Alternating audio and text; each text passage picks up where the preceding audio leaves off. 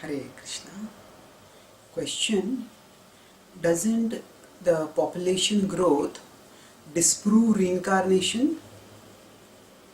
Question: if the souls are eternal and the population is increasing, then where are these new souls coming from?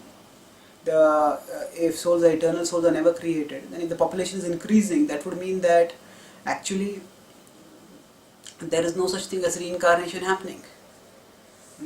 Actually, new living beings are coming up. Doesn't it mean like that? Answer: not necessarily. To understand what is the argument over here, that how exactly reincarnation is disproved by population explosion. Now, there are two assumptions over there. One assumption is that souls exist only in human bodies, and second assumption is that souls exist only on the earthly realm. Because what we see when we use the word population explosion, it is a very anthropocentric term. Anthropos is human, centric is of course centered. So it is a very human-centered view of reality, where we are thinking of population explosion in terms of the human population on Earth. So now the we have how many of us have actually counted the population of microbes or germs or grass or so many other forms of life. Now the concept of the soul, as is, it is talked about in various traditions, but it is more systematically explained in the Vedic tradition. And similarly, reincarnation also is talked about in many traditions, but it is again more systematically explained in the Vedic tradition. So we need to see reincarnation in its broadest context as explained in the Vedic tradition to understand the answer to this question. So now in the Vedic tradition it is explained that souls exist not only in human bodies but also in lower bodies, in non-human bodies, and they exist not only on earth but they exist elsewhere also. And the Vedic universe is abuzz with soul traffic. So souls come up from lower realms to the higher realms, and souls come up from lower species to higher species, to the human species. So now when we say that the soul has come up from the lower species to the higher species. So now there are souls who have been in non-human species, they come up to the human species. So now what determines, there is a natural progression from the lower species to the human species. At the human species, there can be further progression upwards, there can be stagnation, or there can be regression. That depends on the karma that is performed by the soul. The souls that do good karma, they rise upwards. The souls that do mediocre karma, they stay wherever they are. And the souls that they do poor karma, they regress downwards. So now in today's times, most people are doing mediocre karma. And most people are living in passion, and so they stagnate over here. And apart from that, very few people's souls are, because very few people are doing very good karma, so they are not progressing upwards.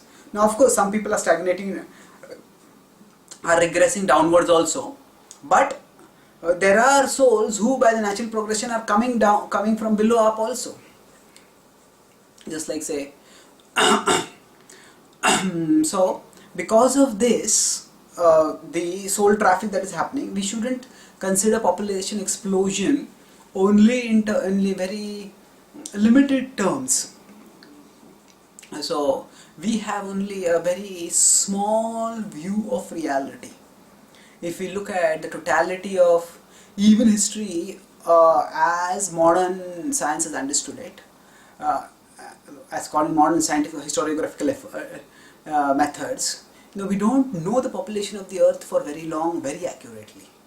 So as compared to the vastness of the time spans on the earth, for how long the earth has been there, and even from the scientific perspective, the time for which we have reliable observations of the earth are not that long. Even the date of Buddha, who was around 2500 years ago or something like that, even historians are not been able to determine even the precise date of that, of when Buddha exactly lived.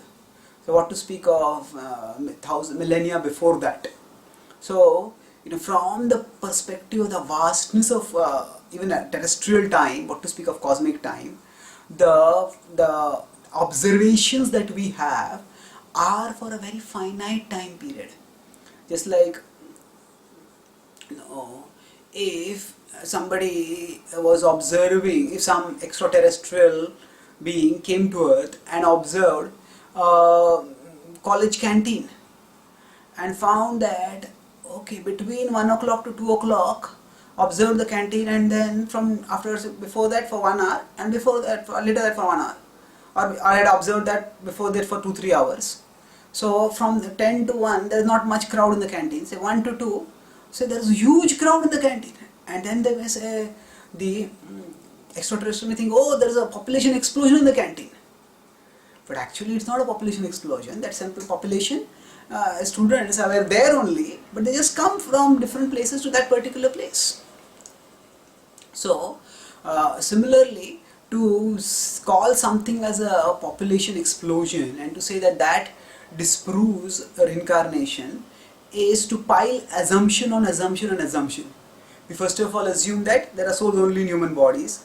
We assume that souls exist only on the earthly realm, and we assume that the trends that we have observed for the short period that we have reliable historical knowledge of, that is a parameter, reliable parameter for judging all of history.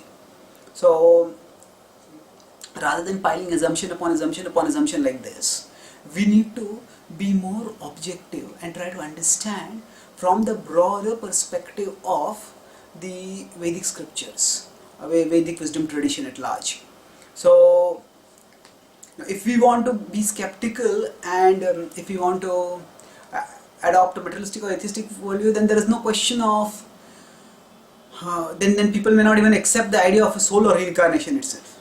So then then we go into other evidences for reincarnation. But once we accept the concept of reincarnation, then there is no point in dragging materialistic presumptions on interpreting reincarnation. If you want to understand reincarnation from the worldview that is given in the Vedic scriptures. And in the Vedic scriptures, it is described that souls can come from various realms to this realm. So from the point of view of vastness of Puranic time scales, the present time scale and the time for which we have observed is very small. And there is no need to make any big hue and cry about population explosion. All that it means is that actually population, souls from non-human bodies or from non-earthly realms have come to the earth.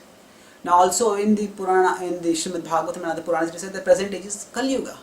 So this age is an age of people who have done poor karma and get the karmic reactions. So one way the karmic reaction can come is by scarcity of resources, and the scarcity of resources can happen either by nature itself providing less, which is also happening nowadays, but it can also happen by excessive number of souls coming to a particular place. And when too many souls are there, then again natural resources get fall short, and then there is suffering because of that. So once we remove the assumptions which we are bringing, which are being brought into this argument, then we see that actually there is no objection from no contradiction to the theory of the principles of reincarnation by the theory of population explosion. Rather, we simply understand that souls existing at different places in different bodies and which are not understandable, accessible to us right now with our current level of perception, they are simply coming to the human form at this particular time, and that's why we have what seems to be like a population explosion. It's not that new souls are being created, it is simply that souls from other places and other species are coming here. Thank you. Hare Krishna.